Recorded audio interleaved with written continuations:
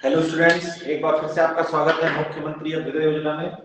जैसा कि आप लोग जान रहे हैं, हम लोग इस समय नीट फिजिक्स पढ़ रहे हैं क्योंकि क्लासेस ऑनलाइन चल रही है ट्रीटमेंट पे। इसीलिए आप लोग से निवेदन है, आप लोगों से जो है सूचना बार बार दी जा रही है कि आप लोग लाइव ज्यादा से ज्यादा क्लासेस में जुड़ें। और आज से ही सेकंड मीटिंग में 9:45 बजे से केमिस्ट्री की क्लास भी स्टार्ट हो जाएगी, जिसका लिंक यही रहेगा। इसी क्लासरूम आईडी पर ही आपको क्लास मिलेगी। जो भी बच्चे ऑनलाइन नहीं क्लास कर पा रहे हैं उनको वीडियो रिकॉर्ड करके यूट्यूब चैनल पर अपलोड कर दिया जा रहा है, तो वो वहां से भी देख सकते हैं। तो 2-4 मिनट देखते हैं, जो लोग ऑनलाइन जुड़ रहे हैं वो जुड़ जाएं, उसके बाद हम लोग स्टार्ट कर देते हैं।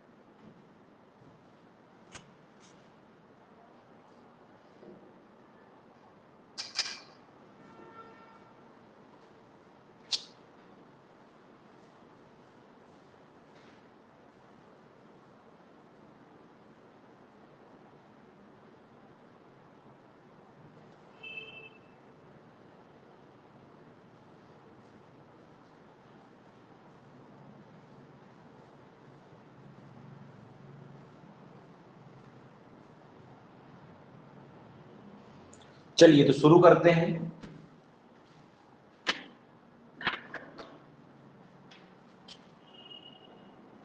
देखिए, बात पहले किसकी होगी? परमाणु की। तो परमाणु को समझाने के लिए कई परमाणु मॉडल आए। परमाणु मॉडल यानी कि एटॉमिक मॉडल्स, जिसमें शुरुआत हुई थी कहां से? थॉमसन मॉडल से। किसने दिया था? जे थॉमसन ने। किसने दिया था? जे थॉमसन ने। बताया क्या था कि परमाणु एक तरबूज है, यानी कि वाटरमेलन की भांति होता है,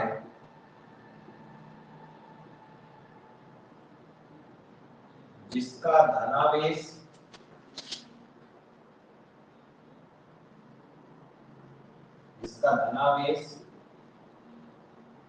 उसी प्रकार होता है जैसे तरबूजे का, जिसे बोलेंगे क्या? पल्प यानी कि गूदा। और इसे संतुलित करने के लिए लिए ऋणावेश के रूप में इलेक्ट्रॉन उसी प्रकार रहते हैं जैसे तरबूज के बीज। ये किसका परमाणु मॉडल था? थॉमसन का। इसको किसने फेल किया? इसको फेल किया रदरफोर्ड के अल्फा कण प्रकीर्णन प्रयोग ने।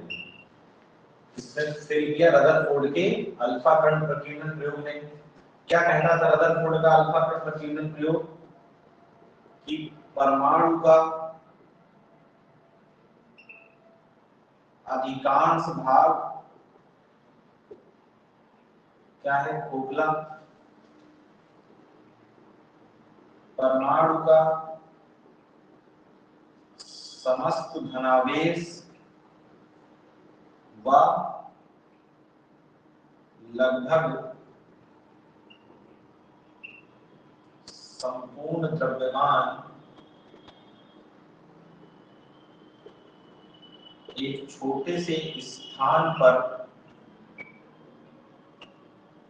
केंद्रित होता है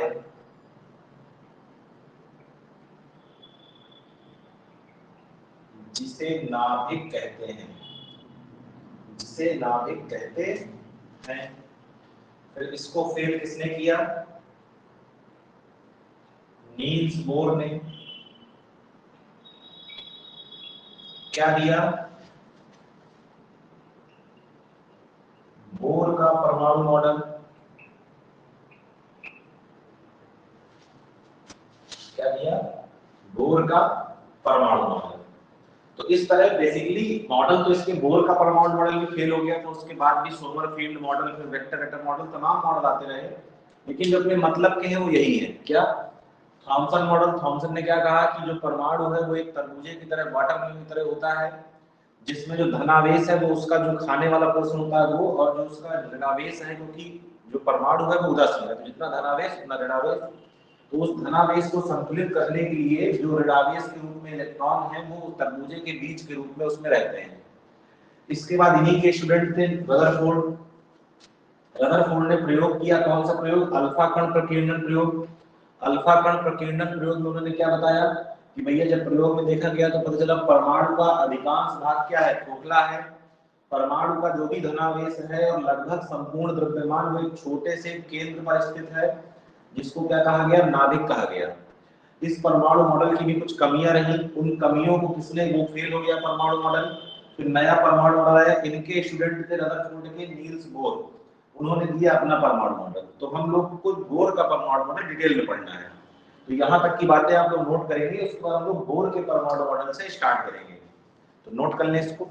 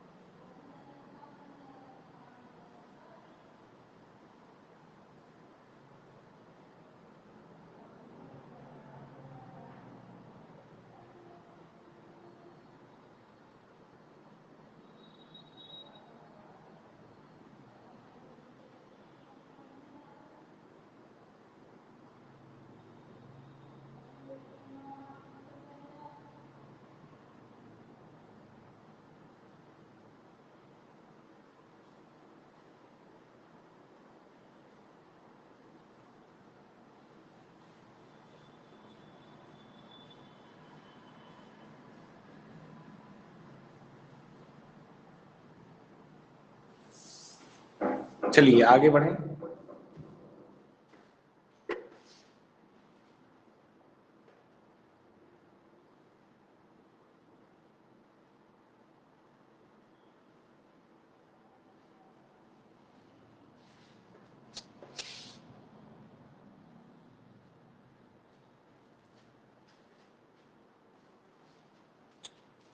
फिर आया बोर का परमाणु मॉडल।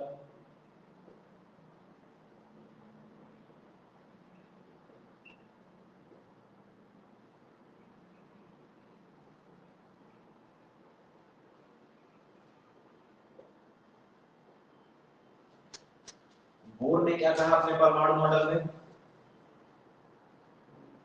नंबर 1, उसके क्या थे कुछ पॉस्टुलेट्स, इनको बोलते हैं अभिग्रही पॉस्टुलेट्स। अभिग्रही पहला क्या था?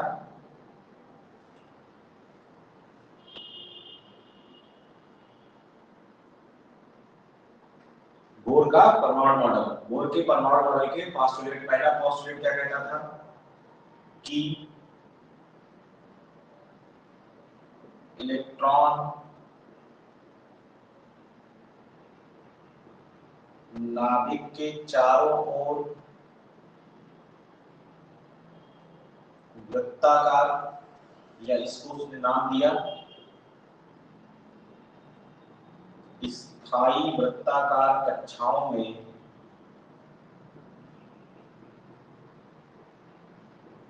बिना ऊर्जा का उत्सर्जन किए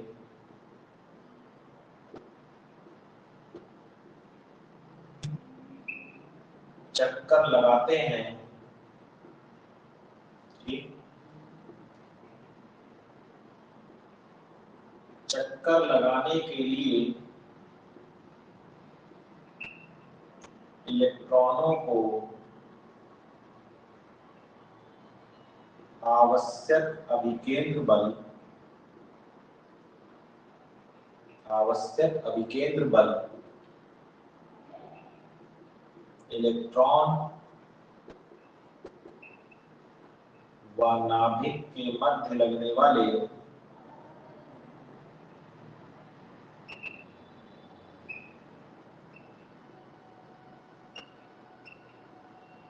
कूलाम बल से प्राप्त होता है।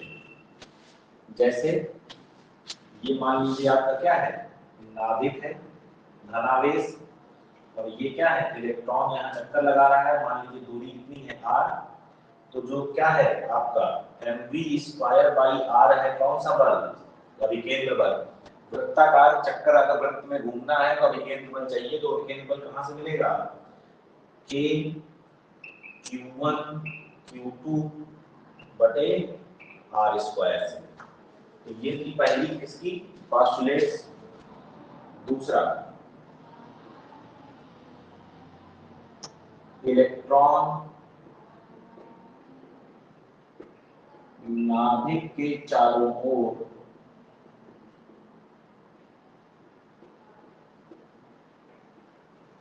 केवल उन्हीं कक्षाओं में, केवल उन्हीं कक्षाओं में चक्कर लगाता है या लगाते हैं जहां उनका कोणीय संवेग h/2π का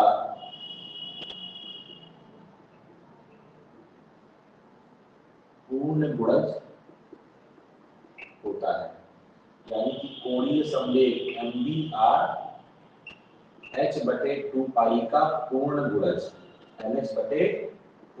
n बराबर क्या हो जाएगा आपका 1 2 3 4 इस तरह करते चले जाएंगे।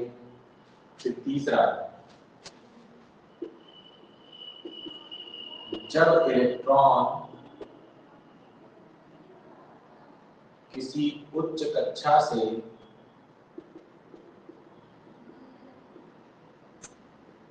निम्न कक्षा में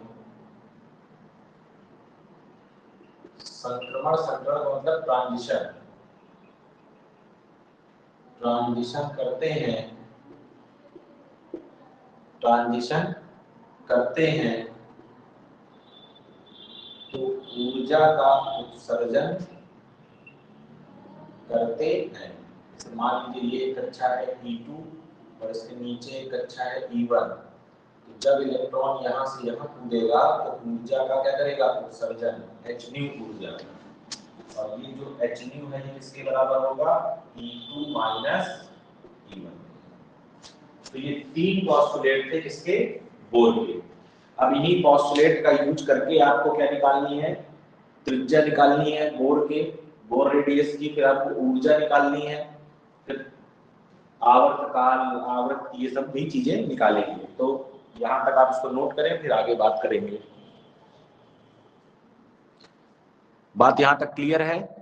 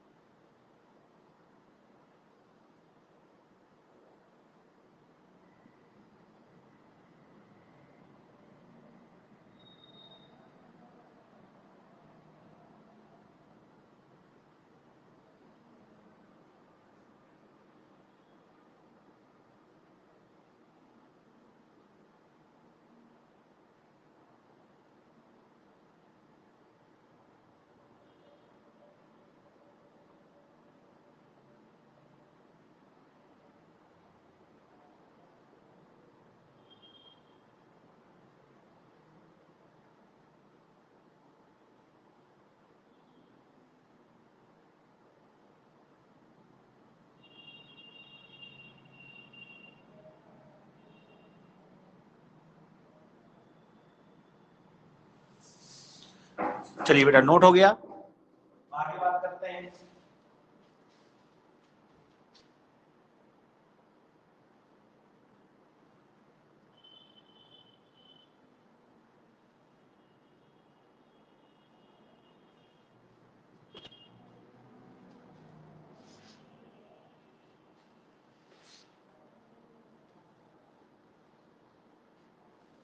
देखिए तो यहाँ पर आपको दो समीकरण लिख देते थे, एक था mv स्क्वायर बटे r बराबर kze स्क्वायर बटे r स्क्वायर, और नंबर दूसरा आपको मिला था mv r बराबर nh बटे 2 पाई। देखिए इन दोनों समीकरणों को हल करना है। इसमें देखिए v और r दो चीजें हैं, एक बार v को हटा देंगे r के पदों में मान ले आएंगे तो त्रिज्या निकल आएगी, एक बार r को हटा देंगे v के पदों में मान ले आएंगे तो क्या निकल आएगा, वेग निकल आएगा। जो बोर का परमाणु मॉडल था वो हाइड्रोजन जैसे परमाणुओं के लिए सही था। हाइड्रोजन जैसे परमाणुओं में Z का मान कितना हो जाता है, 1 हो जाता है। Z बराबर कितना, 1। क्लियर है बात? तो ये क्या है आपका, इन दो की सहायता से काम करना है। तो चलिए शुरू करते हैं। सबसे पहले निकालते हैं त्रिज्या। क्या निकालते हैं, त्रिज्या, रेडियस। जरा ध्यान से देखिए, mv स्क्वायर बाई r बराबर है ke square by r square, समीकरण 1 मान लीजिए। और यहां से देख लीजिए जरा ध्यान से, mv r बराबर है nh बटे 2 पाई, इसको समीकरण 2 मान लीजिए। तो यहां से b का मान कितना हो जाएगा, nh बटे 2 पाई mr, इसको मैं 2 मान के इसको 2 मानिए। अब इस b का मान उठा के रख दीजिए, तो समीकरण 2 का मान 1 में रखने पर, तो m बटे r लिखा है पहले से और v स्क्वायर करना है, तो n square h square 4 pi square m square r square बराबर k e स्क्वायर बटे r स्क्वायर। ठीक, देखिए इस r स्क्वायर से r स्क्वायर खत्म, r को यहां ले जाइए, बाकी सबको एक तरफ कर लीजिए। तो r को वहां ले गए तो यहां लिखा है, देखिए एक m से एक m कट जाएगा, r वहां चले गए, यहां बचे आपके पास n square h square upon 4 pi square k e square, r 4 pi square k e square m square, एक यहां पर m ही बचेगा, 4 पाई स्क्वायर 4 पाई स्क्वायर, ये कर मतलब था, ये कर बचेगा m k e स्क्वायर। ये किसका मान आ गया, त्रिज्या का। समीकरण इसको मान लीजिए 1। यहां से क्या पता चल रहा है कि जो r है वो समानुपाती है किसके, n स्क्वायर के, यानी कि जो r1 अनुपाते r2 अनुपाते r3 होगा वो 1 अनुपाते 4 अनुपाते 9 इस तरह चलेगा।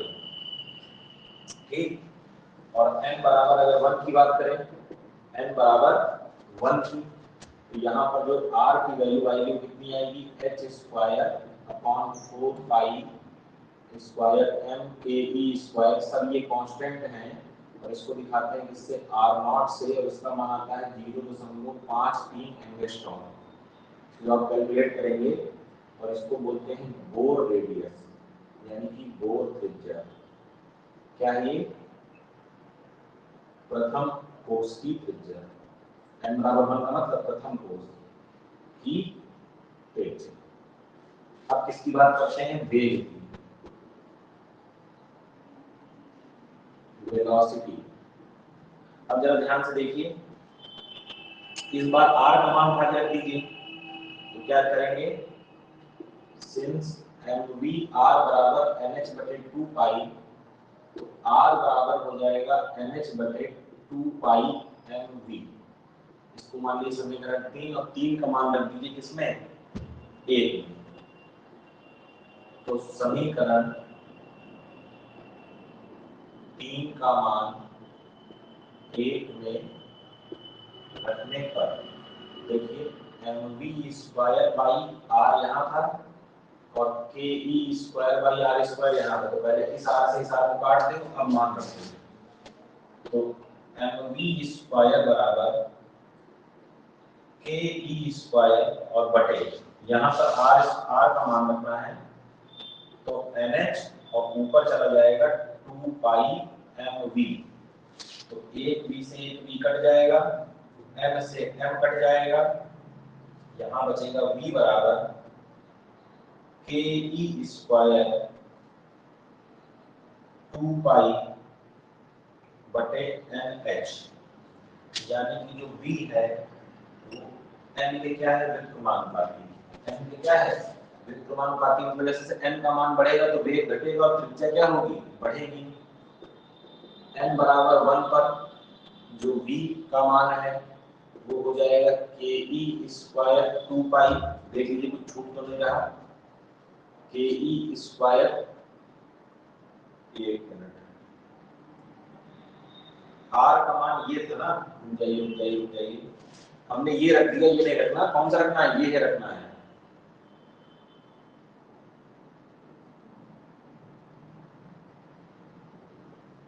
नहीं ठीक है, सही तो है।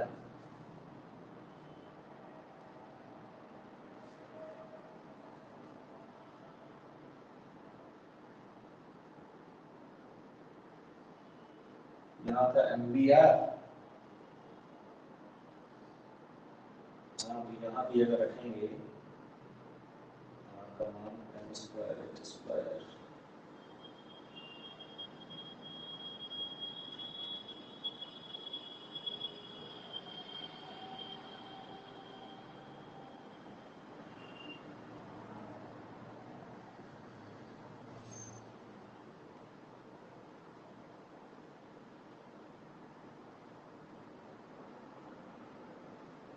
हाँ सही है बिल्कुल। तो के स्क्वायर 2 पाई बटे कितना आएगा h, और इसको जब आप हल करेंगे तो इसका मान आएगा 2 गुणे 10 की घाते 6 मीटर प्रति सेकंड। ये कहाँ पर है, v1 पर। कहाँ पर है ये, v1 पर।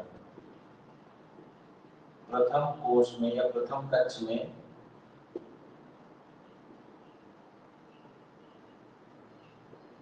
इलेक्ट्रॉन का वेग, ये सब कांस्टेंट वैल्यू है, जो याद रखना है, ये याद रखना है, ये याद रखना है। ये r 0 से दिखा जरूर रहे हैं, लेकिन ये कहाँ पर है, 1 पर है। ये v1 हो गया, तो ये सब वैल्यू क्या करनी है, याद रखनी है। त्रिज्या निकाल लिया, क्या निकाल लिया, वेग निकाल लिया। अब क्या निकाल सकते हैं, और भी निकाल सकते हैं, इसके बाद निकालेंगे आवर्तकाल, फिर क्या निकालेंगे, आवृत्ति, फिर निकालेंगे ऊर्जा। यहां तक नोट कर लें, फिर बात करते हैं।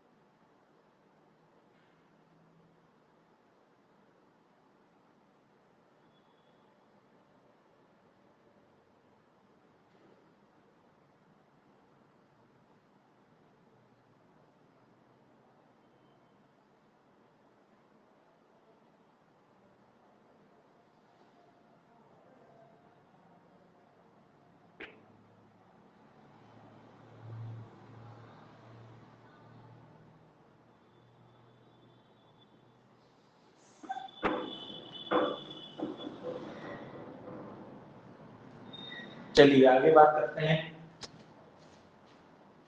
तो देखिए यहाँ पर दो फॉर्मूले हमने निकाल लिए हैं। एक त्रिज्या का फॉर्मूला है r बराबर n square h square 4 pi square m के ई स्क्वायर, और एक वेग का सूत्र है के ई स्क्वायर 2 पाई बटे mh। ठीक, चलिए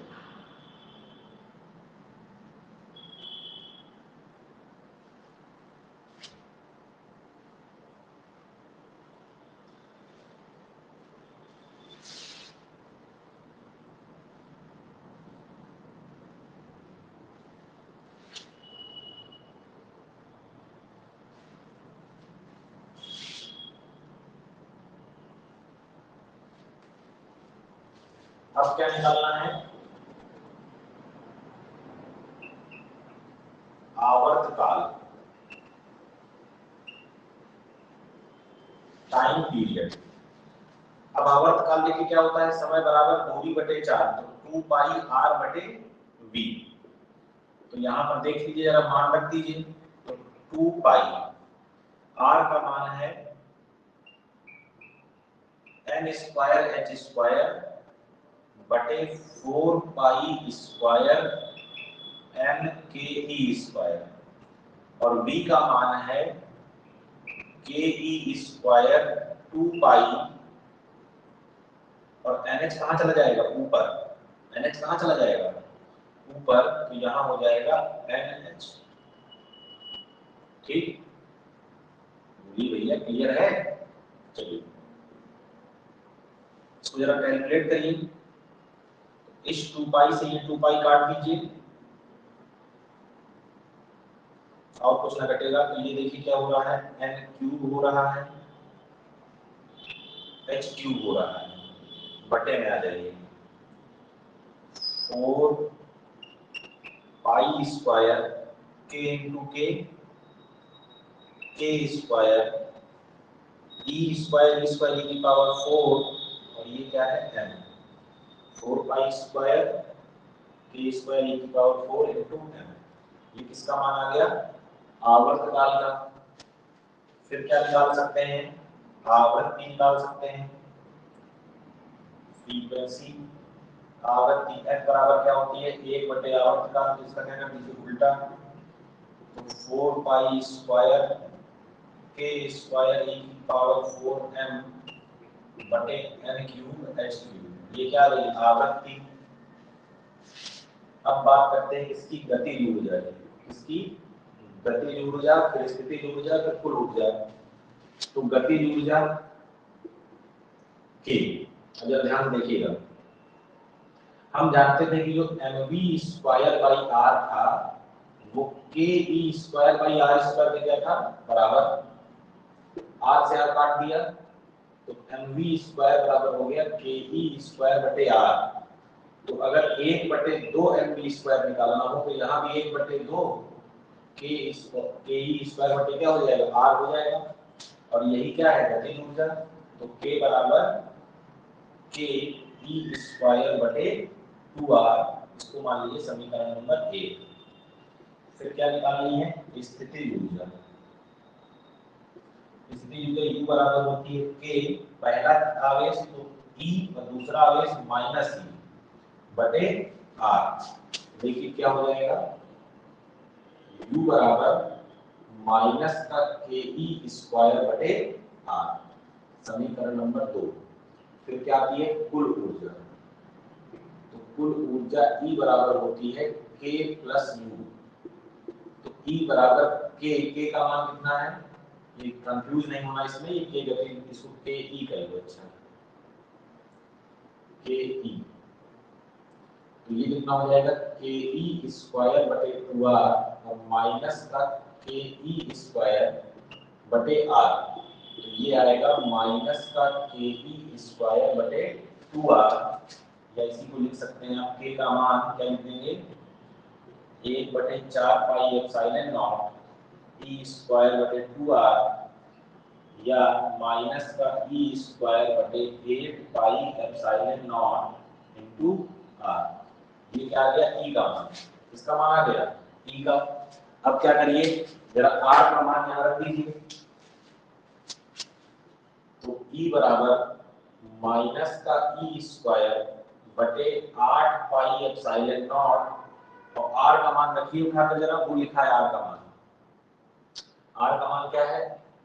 एन स्क्वायर और एच स्क्वायर। तो बाकी सब कहाँ जाएगा? ऊपर। 4 पाई स्क्वायर एम के ई स्क्वायर, एम के ई स्क्वायर। इसको थोड़ा सॉल्व करेंगे और क्या लिखेंगे इसमें, ध्यान से देखिए। के का मान तो देखिए माइनस का ई स्क्वायर 4 पाई स्क्वायर, फिर है एम और फिर है ई स्क्वायर, और के का मान होगा 4 पाई एप्सिलॉन नॉट। यहाँ पहले से लिखा है 8 पाई एप्सिलॉन नॉट और एन स्क्वायर एच स्क्वायर। देखिए पाई स्क्वायर से ये पाई खत्म, तो ई का मान ये माइनस का ई की पावर 4 और एम, ठीक है ना, ये 4 से 4 भी कट जाएगा। तो माइनस का ई स्क्वायर ई की पावर 4 एम बटे ये 8 epsilon not square H square और एन स्क्वायर। ये जो पूरी वैल्यू है, ये पूरी वैल्यू कांस्टेंट है। इसको जब सॉल्व करते हैं तो मान आता है माइनस का 13.6 बटे एन स्क्वायर इलेक्ट्रॉन वोल्ट। यानी कि अगर E1 की बात होगी तो माइनस का 13.6 इलेक्ट्रॉन वोल्ट, अगर E2 की बात होगी तो n की जगह 2 रखिए, 2 का वर्ग 4, तो ये आएगा माइनस का 3.4 इलेक्ट्रॉन वोल्ट। E3 की बात होगी तो आएगा माइनस का 1.51 इलेक्ट्रॉन वोल्ट, और E4 की बात होगी तो आएगा माइनस का 0.85 इलेक्ट्रॉन वोल्ट। ये भिन्न भिन्न क्या है? ऊर्जा स्तर। यहां तक नोट कर लें, उसके बाद बात करते हैं फिर आगे।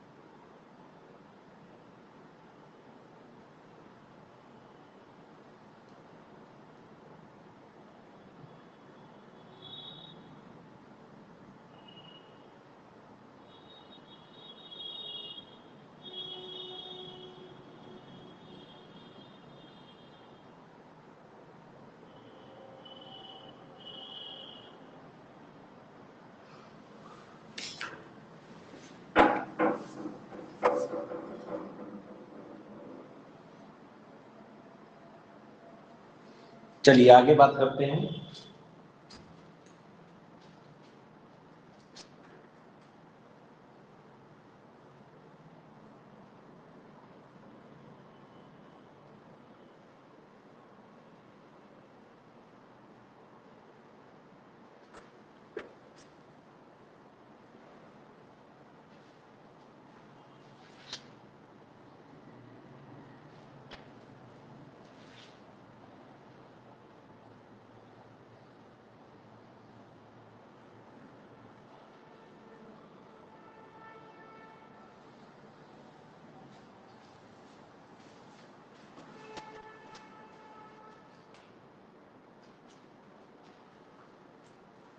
चलिए देखिए अब आगे बात करिए।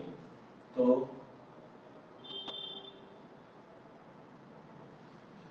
जरा ऊर्जा स्रोत की बात कर लेते हैं। तो यहाँ पर आपको मिला था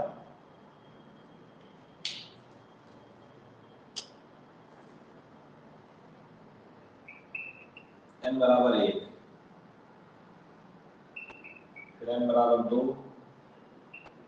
फिर n बराबर 3, फिर n बराबर 4, फिर n बराबर 5, n बराबर 6। इस तरह करके चले जाएंगे तो कहाँ तक पहुंच जाएंगे? अनंत तक। ठीक, एक सूत्र याद रखेंगे, 1 बटे लैम्डा बराबर r, 1 बटे क्या लिखेंगे इसको, n1 स्क्वायर माइनस 1 बटे n2 स्क्वायर। 1 बटे लैम्डा को बोलते हैं तरंग संख्या,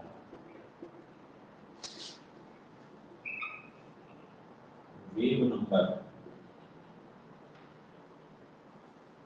r को बोलते हैं रेडबर्ग नियतांक।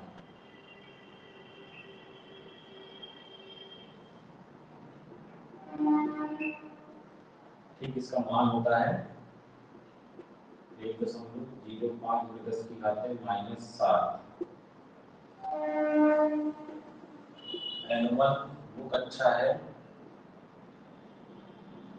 जहां इलेक्ट्रॉन आ रहा है, n2 जहां से इलेक्ट्रॉन आ रहा है। तो 5 तरह की श्रेणियां होती हैं, 5 तरह की श्रेणियां होती हैं। पहली श्रेणी लाइमन श्रेणी। लाइमन सीरीज क्या होती है?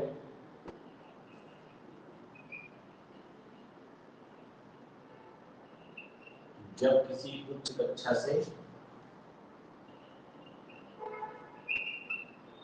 पहली कक्षा में इलेक्ट्रॉन का संक्रमण हो, मतलब जो n1 है वो 1 है और जो n2 है वो 2, 3, 4, 5 कुछ भी हो सकता है। तो क्या मिलेगी आपको? लाइमन। जैसे n बराबर 2 से कूदेगा 1 में, 3 से कूदेगा 1 में, 4 से कूदेगा 1 में, 5 से कूदेगा 1 में, इस तरह आगे भी चलेंगे। तो ये कौन सी श्रेणी है? लाइमन श्रेणी।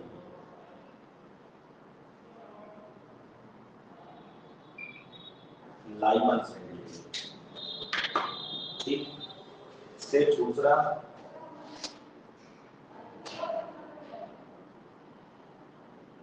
बामा श्रेणी।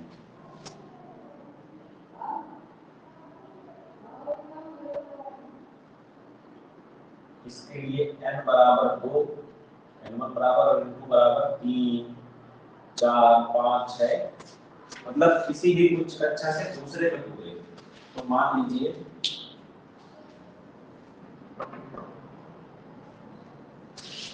कि तीसरे से कूदा मान लीजिए दूसरे में, चौथे से कूदा दूसरे में, पांचवें से कूदा दूसरे में और छठवें से कूदा दूसरे में। ठीक, तो यहाँ पर जो आपको मिलेगी वो क्या मिलेगी? बामा श्रेणी। क्या मिलेगी? बामा श्रेणी। फिर नंबर 3 पर बात आती है पास्चन श्रेणी, पास्चन सीरीज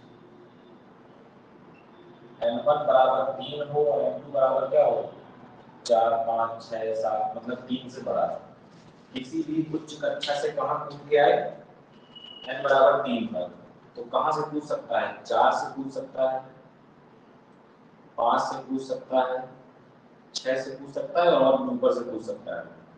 तो ये क्या है आपकी पास्चन श्रेणी। फिर क्या आती है लाइमन बामर पास्चन नंबर 4 ब्रैकेट श्रेणी,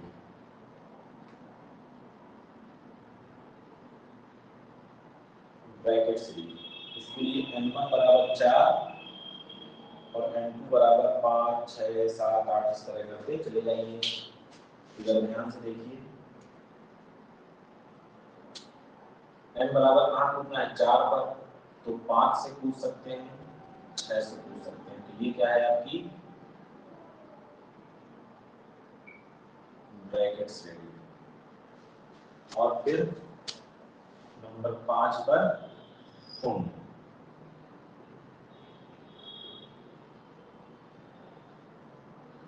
कुंड सीरीज n1 बराबर 5 n2 बराबर 6 7 इस तरह करते चले जाइए। किसी भी उच्च कक्षा से 5वीं में कूदे, ऊपर से भी कहीं से 5वीं में, तो ये क्या है आपकी कुंड सीरीज। ठीक, इनकी तरंग दैर्ध्यों के मान कैसे निकलेंगे n1 का मान मालूम है, n2 बता देगा कि यहाँ से कूद रहा है, r का मान कांस्टेंट है, रखेंगे क्या निकल आएगा लैम्डा 1/लैम्डा क्या है तरंग संख्या, लेकिन केवल लैम्डा क्या है तरंग है। 1/लैम्डा को न्यू बार से दिखाते हैं। क्लियर है? तो यहाँ तक कितनी बातें हुई यहाँ तक नोट करिए।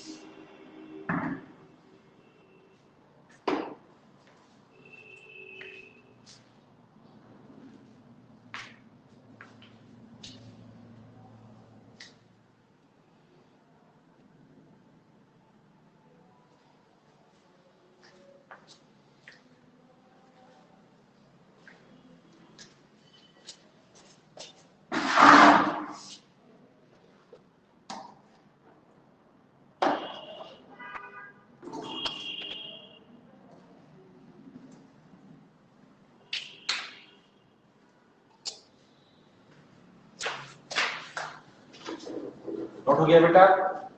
तो आज आप लोगों ने जो है परमाणु के बारे में बहुत कुछ पढ़ लिया है। कल हम लोग आगे पढ़ेंगे थोड़ा बहुत नाभिक के बारे में, और उसके बाद जो आगे का हम लोग का टॉपिक होगा उसको भी देखा जाएगा। तो आज के लिए इतना ही रखते हैं, बाकी आपसे मिलते हैं कल।